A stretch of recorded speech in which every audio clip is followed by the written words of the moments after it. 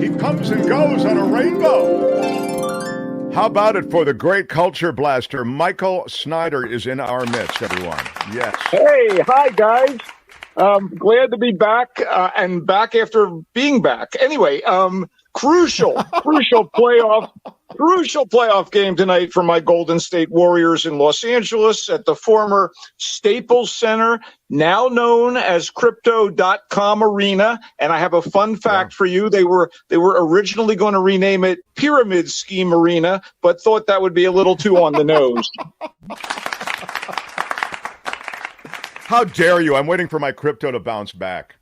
Good luck. Anyway, go Dubs. I'm excited about the game tonight. It's an elimination game, and obviously we are on tenterhooks. We hope things go well. You want to get to some movies? I'd love to, Michael. I'd love to. What do you have for us? Let's do that. I'm hot on the heels of the sharp and entertaining movie about the rise of the video game Tetris and the driven guy who pushed to make it happen. Blackberry that was is a good here. movie. I love Tetris, and now we have Blackberry, another delicious mix of comedy and real-life tech business shenanigans, okay? Blackberry, which is an incredibly effective, no-frills production, recounts the 1999 creation and the subsequent ascent and crash of what is widely considered the first smartphone. And that would be, of course, the BlackBerry, the invention of brilliant but socially awkward Canadian computer nerd Mike Lazaridis, his slacker pal Doug, and their scruffy crew. For all their groundbreaking smarts, their, we'll call it laissez-faire style is instantly in conflict with the vicious, shark-like behavior of Jim Balsillie, a nasty but seemingly effective management type who weasels his way into the role of their CEO and helps catapult BlackBerry to massive success for a time. I mean, does anyone remember those heady pre-iPhone days when the BlackBerry ruled the cell phone market? Even if you don't, it's a treat to watch these knuckleheads turn the tech world on its head. The movie, which has a workplace documentary vibe, was neatly and skillfully directed and co-written by Matt Johnson, who is also quite funny in the role of Lazaridis' compadre, Doug. And Doug may or may not be an amalgamation of two or more actual BlackBerry staffers, but that doesn't matter. It's Jay Baruchel, and he's wonderful as the in over his head genius Lazaridis, and Glenn Howerton as the driven and unscrupulous Balsillie, who elevate BlackBerry to true heights. And there are no slouches in the supporting cast, which also includes Carrie Elwes, Saul Rubinek, and Michael Ironsides. So while it provides laughs and surprises and some late 90s, early 2000s nostalgia, BlackBerry is a bittersweet taste of high-tech history that can serve as a cautionary tale about the general unpredictability and heartlessness of businesses big and small. Highly recommended. BlackBerry is in theaters. Wow. I love it. Great. We got a lot of comments in the chat. Everyone had a BlackBerry. I miss my BlackBerry. Ron Owens is a big BlackBerry guy. I was too. In fact, the BlackBerry keyboard was the key. I could literally, I could write an email while I was at dinner, never having to look at the keyboard because you could just tell it by touch. Now you can't do that. They make a big deal about the satisfaction of the clicking sound when you typed on the BlackBerry. We got to have the clicking sound. People have to be able to hear themselves typing. Yeah. It was really something. Anyway, that's so. And you like this offering, so very much. Okay, moving on. Although he's made many movies in his career as an independent-minded filmmaker, Robert Rodriguez's early pictures are the best of them. He has yet to match the charm and inventiveness of the first installment of the fun and family-friendly Spy Kids. The emotional weight of the Wild West love story Desperado, the genre thrills of the vampire flick From Dusk to Dawn, or the over-the-top explosiveness of his tribute to B-movies Grindhouse and the machete action films with the legendary Danny Trejo. So the latest from Rodriguez is Hypnotic, which is the title, not my review. just in case you're wondering. For Hypnotic, the screenwriter-director leans on the star power of Ben Affleck as his lead in the story of Danny Rourke, an Austin, Texas cop whose daughter has been missing for a few years. Rourke's investigation takes some mind-bending turns as he encounters a foe with what seems to be the hypnotic ability to warp perception and force people to do his bidding.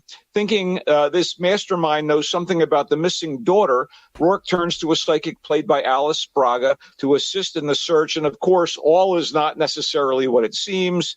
All is not logical either. And like elements of Christopher Nolan's more recent movies, the rules of Hypnotic get so muddy and gratuitous in this world of illusion that you may shrug and say, WTF, or you may just think you're shrugging and saying WTF because, Hypnotic. Anyway, it has its moments, but it's less clever and less mesmerizing than it wants to be. Not bad, but in theaters, streaming seems like a better bet if you're interested in Hypnotic. All right. Okay, let's turn the page. And gratuitous is a ding word, by the way. Of course we have a bunch of them, though. Time to turn the page to a sequel entitled Book Club, The Next Chapter. Get it? Turn the page, Book Club. Anyway, I have to be honest. I didn't see the original Book Club, or if I did, I don't remember it. And to be even more honest, I kind of wish I didn't see Book Club, The Next Chapter. Despite the return of the first movie's stars, who happen to be the generally revered actresses Diane Keaton, Jane Fonda, Candice Bergen, and Mary Steenburgen, this is pretty puerile stuff that trades in on the goodwill earned over the lengthy careers of the quartet. As much as I appreciate and respect the empowerment of showing the sexual and romantic desire of women in their golden years, the narratives given to the members of the group on an Italian bachelorette getaway are overly familiar and written in a kind of a rote manner. Fonda's experienced sophisticate is reluctant to marry her lover, played by Don Johnson, and she doesn't want to mess up a good thing. Keaton's typically high-strung neurotic wants to marry her boyfriend, played by Andy Garcia, but fears he's uninterested. Steenburgen's loyal, conventional wife to suburban exec type, played by Craig T. Nelson, is tempted by the one who got away in Italy. And Bergen's retired judge is over-romanced but happy to spar with an Italian policeman played by Giancarlo Giannini. How's that for star power? Yeah. International style. All of these stars are notoriously appealing, although Keaton can get on my nerves these days. And Italy is a lovely setting, but the jokes are groaners at best. And the neat way the screenplay tries to wrap up all the storylines borders on ridiculous, like the sorry to use the word broad, unfunny sports comedy 80 for Brady, which featured Fonda with three other ladies of a certain age. Book Club, The Next Chapter, does its stars no favors except to give them much needed and much deserved screen time. And in case you think that I'm just not interested in movies about the hijinks of senior women, I should remind you that I liked Fonda and her gal pal Lily Tomlin in the recent dark comedy Moving On. So that's, look, I'm going to close the book on Book Club, The Next Chapter, and hope it's the last chapter. It is in theaters. Golden Girls meet Sex in the City where they stop at the home, says M. Oak.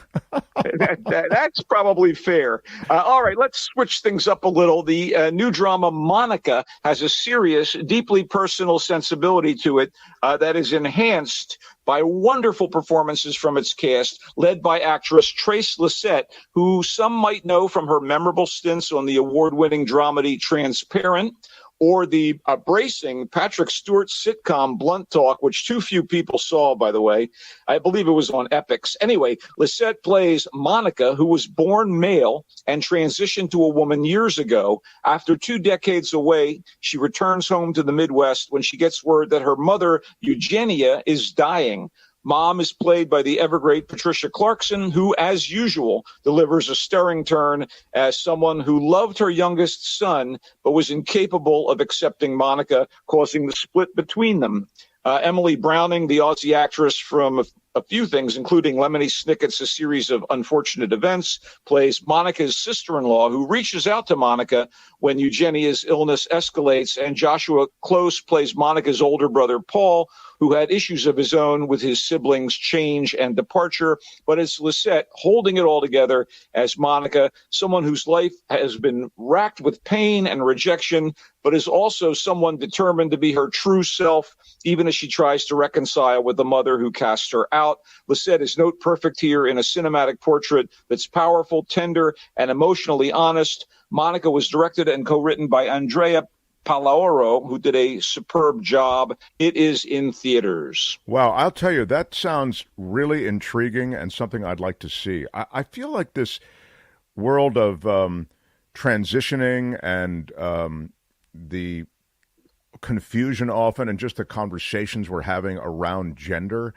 I feel as though I can learn a lot, to be honest, just personally. And so this is fascinating based on your summary and description. It sounds like there are a lot of these psychological undercurrents that I would think are real and are reflected in real conversation and real lives that probably inspired this story. Well, I don't want this to sound too much like a lesson. It's just a very good drama. And again, Lisette is a very good actress. And, you know, there's a verity she brings to it because of her own experiences, I would think. And again, it's in theaters. It's in theaters. Albert, verity is definitely a ding word, true, as is puerile. That's a ding word also. Go ahead, Michael, please. We do what we can. Should we wrap up, guys? I'll take one more. Fool's Paradise. Written, directed, and starring Charlie Day of the long-running sitcom It's Always Sunny in Philadelphia, and The Horrible Bosses and Pacific Rim movies, is a mild satire about a nebbishy, mentally challenged nobody who attains accidental stardom in Hollywood. This movie wants to be a mix of the player, being there, even a face in the crowd, and Day seems to want to channel the slapstick goofiness of Rowan Atkinson's Mr. Bean with bits of Jacques Tati, Jerry Lewis, and Roberto Benigni thrown in. Wow. And it has moments courtesy of Day and some of his co-stars, who include some high-powered names: Ken Jeong as a publicist on the make, Adrian Brody as an arrogant actor in conflict with the Day character, Kate Beckinsale as a famous actress, plus Jason Sudeikis, Edie Falco, Jason Bateman, Common, and John Malkovich in cameos, wow. and the late Ray Liotta as the producer who discovers Day's character. But despite this very seasoned cast and Day's game lead performance that tries to mix knockabout comedy with sweetness and sadness, this frequently falls flat. It's been done before and done better, but Day is definitely a skilled clown with evidence of movie-making chops, and I think he should give a hyphenate project, actor, director, screenwriter, another go. It's in theaters, but more of a streaming thing if it's something that you decide you must see. Fool's Paradise. Well, Fool's Paradise sounds chock full of talent, although it sounds as though it might have just left you a little short of the mark, as you were saying, so wait for it on streaming. Monica, with Trace Lysette playing Monica, Patricia Clarkson playing the mom. Michael really liked it and recommends it. It's in theaters now. Book Club, the next chapter, that's with Fonda, Diane Keaton, Steenberg, and the rest. He didn't like it. And he says, Michael is quick to emphasize that he is not against those older actors. In fact, has loved some of their projects of late, but just felt as though Book Club, the next chapter, misses. Hypnotic, which stars Ben Affleck. It sounds intriguing. Michael was not over the moon for it. He says it's not bad, but it's in theaters as well. And then Blackberry sounds to me like one of the films in this visit that he most liked, and it tells the story of the rise and then the crash of the BlackBerry technology. Now, one thing I wanted to ask you, that's streamable or that's in theaters, Blackberry? That's in theaters, and it's shot again in kind of a faux documentary style, and it is based on a true story, but with some fictionalized elements. It is going to be great to watch at home, but, I want to support a film like this, so if you are a theater goer and are interested in the topic, I would check it out. I also want to quickly note, we talk about TV stuff occasionally. Mrs. Davis on Peacock is a fun and sometimes funny dystopian sci-fi and social commentary series about a youngish, tough-ass nun, a nun played by Betty Gilpin from Glow, versus a purportedly benevolent, globally powerful AI that's trying to exert control over everybody's lives. It is crazy, and I've been completely addicted to it. Mrs. Davis on Peacock. Wow. Okay, great. I'm loving it. Thanks for that recommendation. Michael, go Dubs. As you say, it's an elimination game. Lakers look very tough, I have to say. It's always tough to repeat, and the Dubs are finding that out. But the Dubs are still so much fun to watch play. And Mark, don't forget, we got the Corgi. We got the Corgi on our side. So. Yeah, the Corgi suggests that the Dubs win this game and the next, but we really, really don't know. And it could be that the Corgi could be from L.A. It could be some kind of bait and switch thing. I have no idea. The Corgi video was awesome. Albert showed it to me, and I just. And it's really exactly what this series has been doing. That's what's crazy. No, that's right. This Corgi rolls this ball down, and it lands exactly with the scores that have hit so far in this series. Do you think the Corgi correctly predicted the somewhat internal strife we have between our players, like Jordan Poole and Draymond Green? Do you think the Corgi predicted that as well? It depends. Has the Corgi punched anybody lately? Well, there are a lot of Corgi follow-up questions. Michael, if you'll please, I don't know if you're standing, please be seated. I'm about to bestow upon you the rod of equity and mercy. So prepare to receive it. Receive the rod of equity and mercy. All of our regular contributors I am this week. Highly honored, and if people want to actually honor me further, go to marinatimes.com and read my piece about Perry Mason, Jean-Luc Picard, and Superman, which is currently available for your delectation, TV lovers.